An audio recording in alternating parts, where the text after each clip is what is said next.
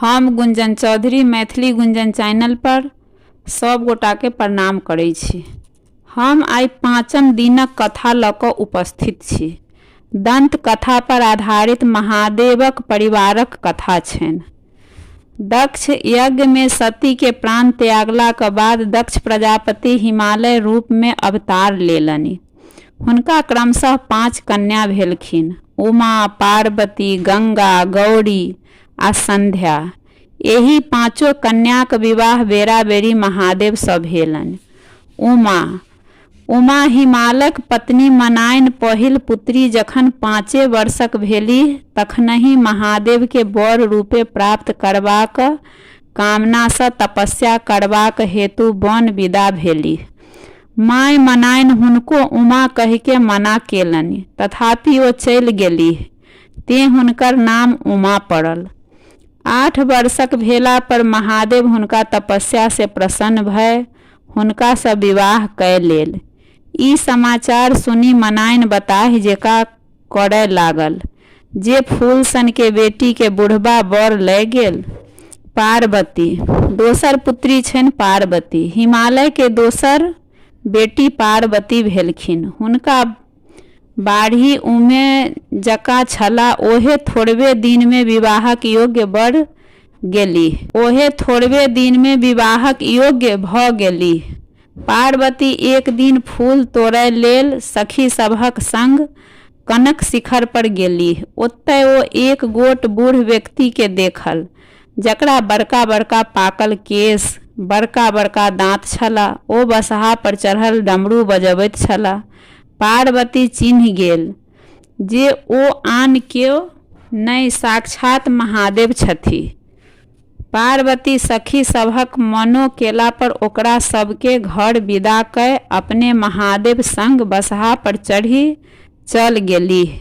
सखी सब घर आ मनाइन के सब बात कहलखिन। ओ अपन कपार झाँटय लगलीह जे हमरा कपार में की लिखल अछि जे एना भ जाइत अछि, किंतु आब जे भ गेल तकर कोन उपाय। गंगा हिमालय के तेसर बेटी भेलखिन गंगा। ओहो जखन पैघ भेलखिन तखन एक दिन महादेव भिखारीक रूप में आबि गंगा के अपन जटा में नुकाय भागि गेलाह। मनाइन जखन ई बुझलखिन तखन फेर माथ कपार झाँटय लगलीह जे ई बुढ़बा क इएह धंधा छैक जे हमर बेटी सबके चोरा कय ले जाइत अछि। तहिया सँ गंगा सतत महादेवक जटा में रहय लगलीह। 6ठम दिनक कथा। गंगा कथा। सगर महाराज के 2 स्त्री छलखिन, वैदर्भी आ शैव्या। शैव्या सँ असमंजस नामक पुत्र भेलनि। वैदर्भी के संतान नहि छलनि। ओ संतानक निमित्त महादेवक तपस्या करय लगलीह। 100 वर्षक बाद एक गोट लोथक जन्म भेल। ई देखि वैदर्भी कानय लगलीह, महादेवक स्मरण कयल। महादेवक ब्राह्मणक रूप धारण कय ओतय अयलाह। ओ ओहि लोथ के 60,000 खंड क प्रत्येक के 1-1 तौला में तेल दय झाँपि के राखि देलखिन। थोड़ेक दिन बाद 60,000 लोथ खंड 60,000 सुंदर आ बलवान पुत्रक रूप में प्रकट भय गेल। सगर महाराज 99 टा अश्वमेघ यज्ञ पूरा कय स्वयं यज्ञ करबाक तैयारी में लागल छलाह, किंतु इंद्र नहीं चाहैत छलाह जे हुनकर यज्ञ पूर्ण हुए। कारण 100 गोट अश्वमेघ यज्ञ क लेला पर ओ व्यक्ति सत्क्रतु इंद्र भय जाइत अछि, ते ओ कोनो न कोनो विघ्न उपस्थित क दैत छलखिन। अश्वमेघ घोड़ा छोड़ल गेल, जकर रखवार राजा सगरक ओहे 60,000 पुत्र भेलाह। इंद्र अपन छल बल सँ घोड़ा लय भागि गेलाह। सागरक 60,000 पुत्र इंद्र के खिहारलखिन। ओ लोकनि घोड़ा के तकबाक हेतु पृथ्वी के कौड़ैत आगू बढ़ैत गेला। अंत में घोड़ा का कपिल मुनिक आश्रम में पृथ्वी के कौड़ैत आगू बढ़ैत अंत में घोड़ा के कपिल मुनिक आश्रम में बान्हल देखि क कपिल मुनि तपस्या में लीन छलाह। सगरक बेटा सब हुनका ही चोर बुझि दौड़ल। मुनि का ध्यान भग्न भय गेल। हुनकर क्रोध दृष्टि सँ 60,000 राजकुमार तत्क्षण जरि क भस्म भय गेला। राजा का यज्ञ अपूर्ण रहि गेल। सगर महाराज शोकाकुल भय मरि गेलाह। राजकुमार लोकनिक अपमृत्यु भेल छलह। हुनका लोकनिक सद्गतिक उपाय पर विचार करबाक हेतु ज्ञानी लोकनिक सभा बैसल। सभा एहि निष्कर्ष पर पहुँचल जे यदि गंगा वैकुंठ सँ पृथ्वी पर अबथिन आ हुनका लोकनिक छाउर के डुबा क पवित्र करथिन तखनहि राजकुमार लोकनिक के सद्गति प्राप्त भ सकैत छनि।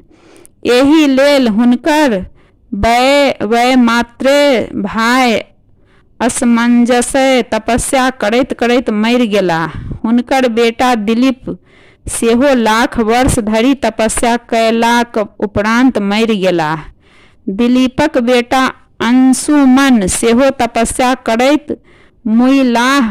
तखन हुनक बेटा भागीरथ तपस्या करय लागल। हुनकर तपस्या से विष्णु प्रसन्न भय हुनका गंगा के वैकुंठ सँ मृत्यु लोक अनबाक अनुमति दय देलखिन। गंगा के एकाएक पृथ्वी पर उतारी लेला सँ पृथ्वी रसातल में धंस जैती। ती हेतु महादेव हिमालयक उच्च चोटी पर चढ़ी हुनका माथ पर उतारी जटा में समेटि लेलखिन। हुनकर जटा सँ निकली गंगा हिमालयक प्रदेश के दहबैत विदा भेलीह। जखन जहू ऋषिक आश्रम दहाय लागल तऽ ओ गंगा के पीबि गेलाह। ई भागीरथ लेल जटिल समस्या उपस्थित कय देलक। ओ साहसी छलाह। ओ मुनिक सेवा में लागि गेलाह। अंत में मुनि एहि शर्त पर गंगा के छोड़ल जे गंगा हुनकर बेटी कहावथिन। तहिया सँ गंगा जाह्नवी कहावय लगलीह। गंगा द्वारा होइत हरिद्वार अयलीह। भागीरथ हुनकर आगू आगू ओम्हर गेलाह जेम्हर हुनकर पितरक छाउर छलीह। गंगा सबके दहबैत डुबबैत भागीरथक सगरक 60,000 पुत्र अश्वमेघक घोड़ा तकबा में खुनने छलाह। तैं आब ओ सागर कहबैत अछि। एहि तरहे गंगा मृतलोक में आबि सागरक 60,000 बेटा के सद्गति देल तथा भागीरथ परिश्रम के सफल बनाओल। गौरीक जन्म। सती का मृत्यु के बाद महादेव संसार से विरक्त भय कोनो निर्जन स्थान में तपस्या में लीन भय गेला।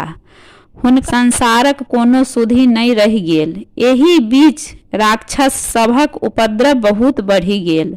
ओहि में तारकासुर परम पराक्रमी भेल। ओ तपस्या का बल पर ब्रह्मा के प्रसन्न कर वरदान मंगलक जे हम अमर रही। ब्रह्मा कहलखिन जे ई असंभव अछि। जे जन्म लेलक तकर मरण अनिवार्य छैक। तखन ओ दोसर वरदान मंगलक जे हमर मृत्यु महादेव और पुत्र का हाथे हुए।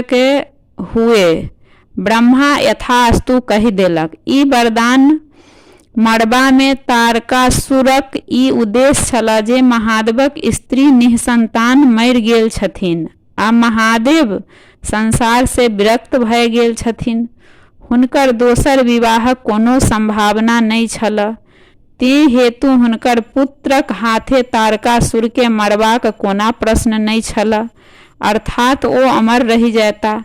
तारकासुर देवता लोकनिक स्वर्ग सँ भगा देलक आ सभक राजा बनि गेल। यज्ञ जाप बंद कय देलक। मुनि सबके सतबय लागल। सुंदर स्त्री सबके अपहरण करय लागल।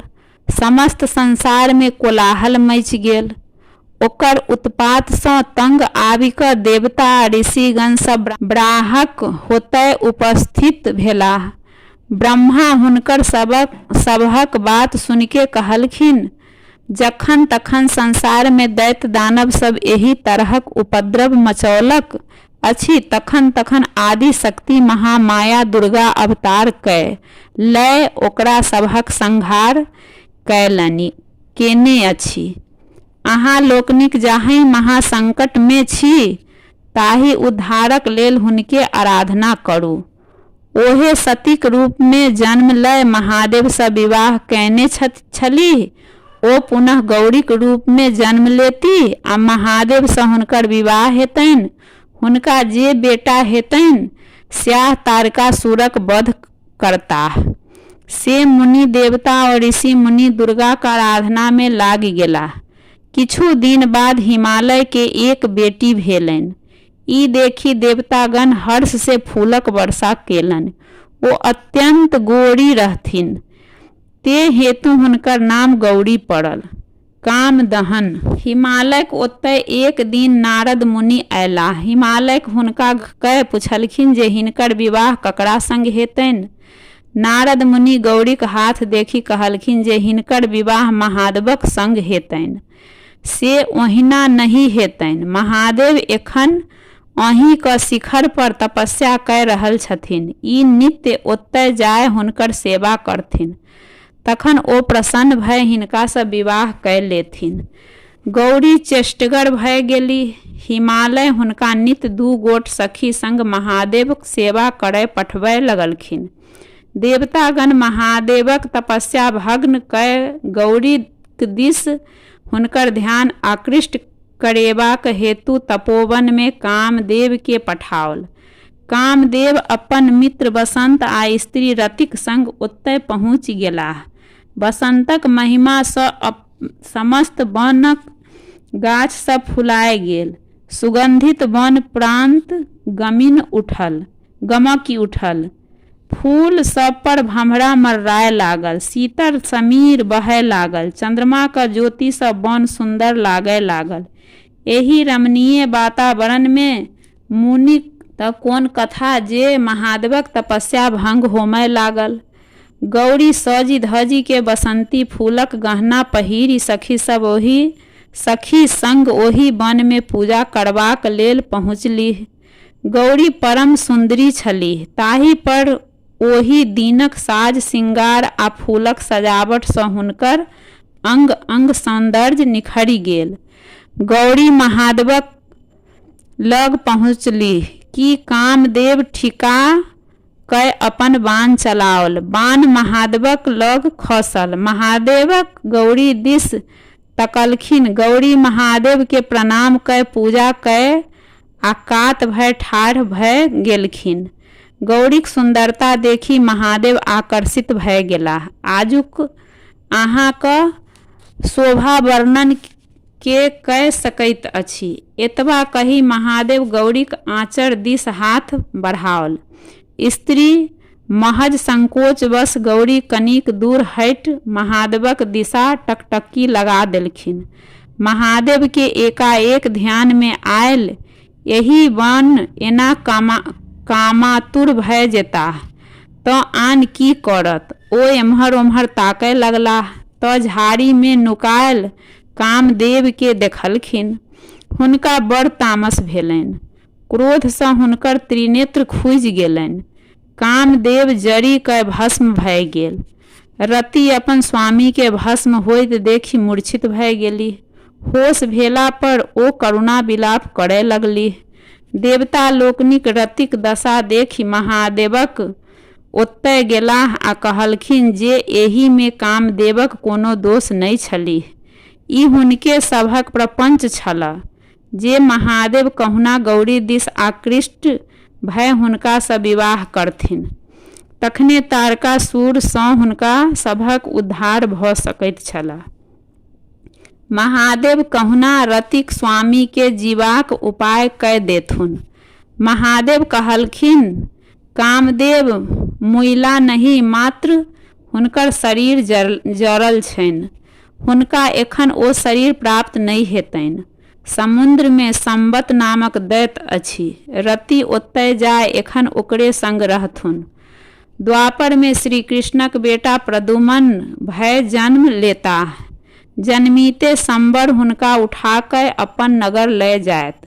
रति के ओतहि प्रद्युमन रूप में कामदेव भेटथिन। जखन ओ पैघ होता तखन संबर के मारी ओकर धन संपत्ति सहित रति के द्वारिका लय जेथिन आ रति से विवाह कय सुख विलास करता।